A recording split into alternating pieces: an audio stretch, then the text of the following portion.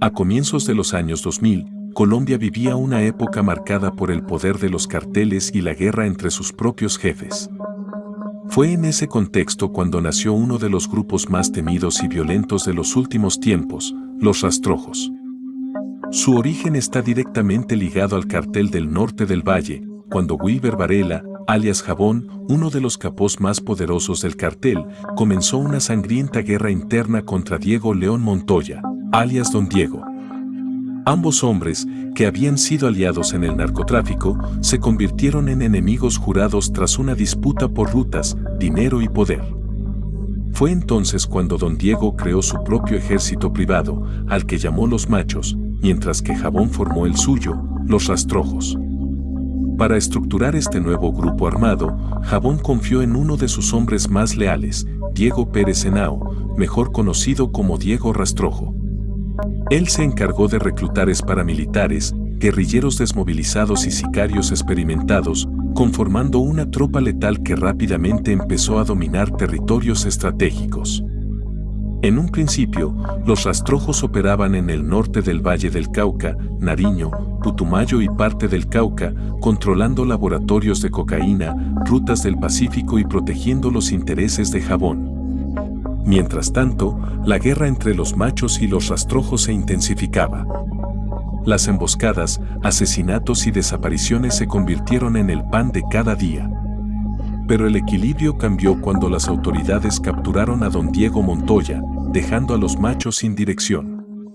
A partir de ese momento, los Rastrojos comenzaron su expansión por gran parte del país, e incluso buscaron camuflarse bajo una fachada legal.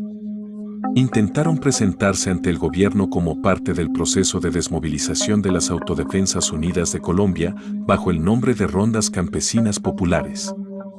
Sin embargo, el gobierno ya sabía quiénes eran realmente y rechazó su inclusión en el proceso.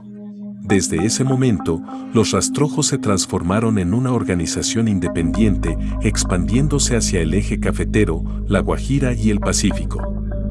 Un grupo que no solo controlaba el narcotráfico, sino también la extorsión, los secuestros y las alianzas con antiguos paramilitares.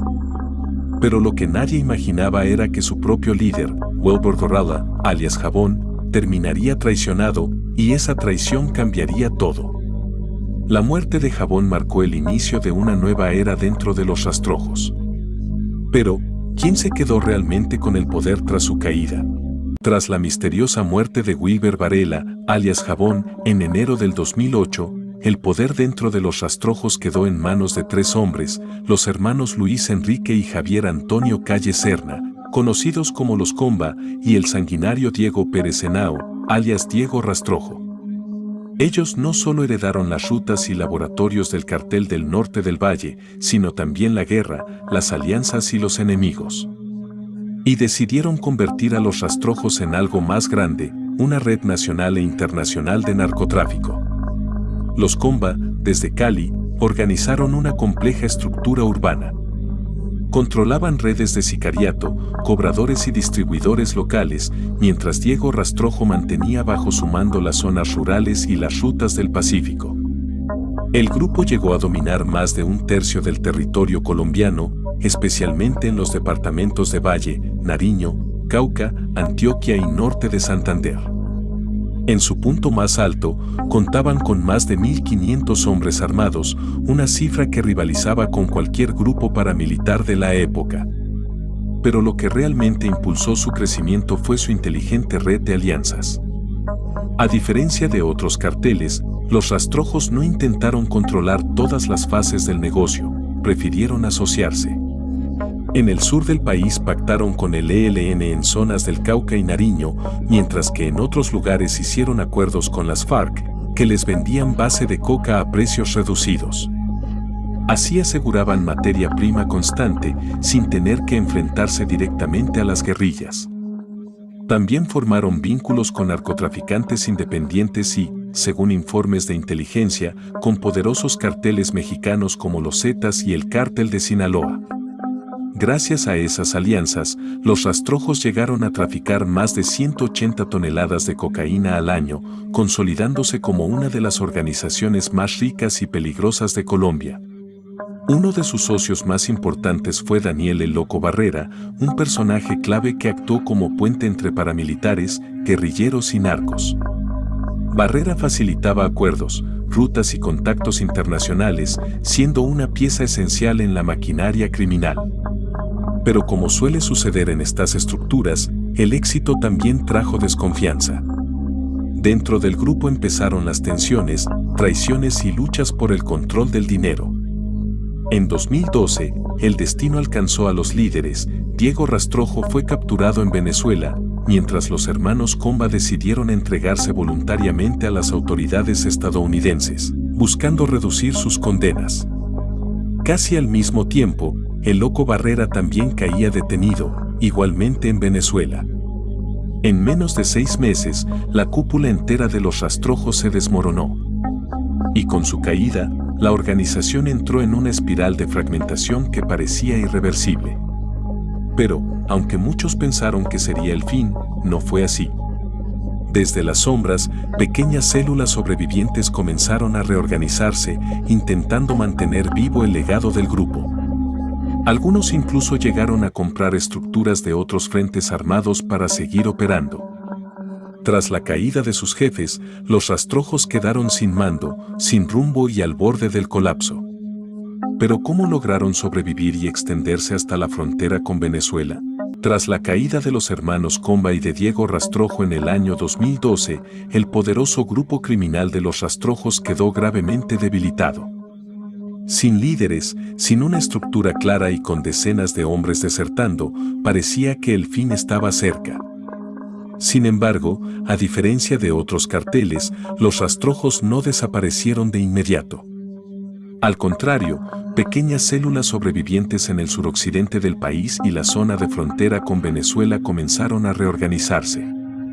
Su objetivo era simple: sobrevivir, aunque fuera a una escala mucho menor. Para 2013, se supo que estas facciones compraron la franquicia del Bloque Meta, un grupo armado disidente del proceso de desmovilización paramilitar, intentando mantener la marca Rastrojos viva.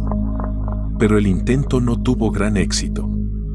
Muchos de sus hombres terminaron pasándose a otras organizaciones emergentes como el Clan del Golfo, mientras el resto operaba en zonas rurales del Nariño, Cauca, Valle del Cauca y norte de Santander. De hecho, fue en este último departamento donde el grupo encontró un nuevo aire. Desde la frontera colombo-venezolana, aprovecharon el contrabando, el narcotráfico y el control de pasos ilegales para sostener su economía criminal. Se calcula que para 2014, el grupo aún contaba con unos 400 combatientes, aunque ya no existía una cadena de mando fija. Pero su retorno vino acompañado de nuevas guerras. Los Rastrojos comenzaron a enfrentarse con el ELN, el EPLI, más tarde, con sus viejos enemigos del Clan del Golfo. Las disputas por los pasos fronterizos de Cúcuta y Puerto Santander se convirtieron en una sangrienta batalla que duró años. Para 2015, la situación ya era crítica. El gobierno colombiano los declaró oficialmente una estructura desmantelada, asegurando que apenas quedaban una treintena de miembros activos. Sin embargo, esas pequeñas células lograron mantener presencia en el estado venezolano del Táchira, extendiendo su poder hacia territorio extranjero. Fue allí donde los Rastrojos resurgieron nuevamente, pero esta vez más como una banda de frontera que como un cartel poderoso. Entre 2017 y 2019, controlaban pasos ilegales, cobraban extorsiones y participaban en tráfico de personas. Incluso llegaron a aliarse con el grupo venezolano Tren de Aragua para expandir sus actividades criminales en la línea fronteriza. Sin embargo, su nombre volvió a sonar en todo el continente por un hecho político inesperado. En 2019, aparecieron fotografías del entonces líder opositor Juan Guaidó, el autoproclamado presidente interino de Venezuela, posando junto a miembros de los Rastrojos. Las imágenes fueron tomadas cuando Guaidó cruzó la frontera para asistir al concierto Venezuela Edward en Cúcuta. El hecho causó un escándalo internacional. Guaidó negó tener vínculos con el grupo, asegurando que se había tomado fotos con muchas personas sin saber quiénes eran, mientras el régimen de Maduro usó el caso para acusarlo de colaborar con el narcotráfico. Poco después, los miembros de los rastrojos que aparecían en las fotos fueron capturados, aunque nunca revelaron los detalles de aquel encuentro. Mientras tanto, el grupo continuó debilitándose. A partir de 2020, las ofensivas del ELN y la Fuerza Armada Venezolana en el Táchira golpearon fuertemente a sus estructuras. Sus rutas de tráfico fueron tomadas, sus jefes asesinados o capturados, y sus hombres restantes terminaron dispersos. Para 2021, los rastrojos intentaron un último movimiento desesperado, pidieron apoyo al Clan del Golfo para resistir al ELN. Pero aunque la alianza se concretó, ya era demasiado tarde. El grupo estaba fracturado, sin liderazgo y con muy pocos recursos para sostenerse. Hoy en día, según fuentes de inteligencia colombianas, los rastrojos apenas contarían con unos 60 miembros activos. Un remanente de lo que alguna vez fue una de las organizaciones más poderosas del narcotráfico colombiano. Su final parece inminente y todo indica que pronto serán absorbidos por el Clan del Golfo o simplemente desaparecerán del mapa criminal. Así terminó la historia de los rastrojos, un grupo que nació como brazo armado del Cartel del Norte del Valle y terminó reducido a una sombra en la frontera colombo-venezolana. ¿Crees que algún día volverán a tener poder o estamos viendo su final definitivo? Déjame tu opinión en los comentarios y dime si quieres que te cuente la historia del Clan del Golfo, el grupo que heredó sus rutas y su guerra.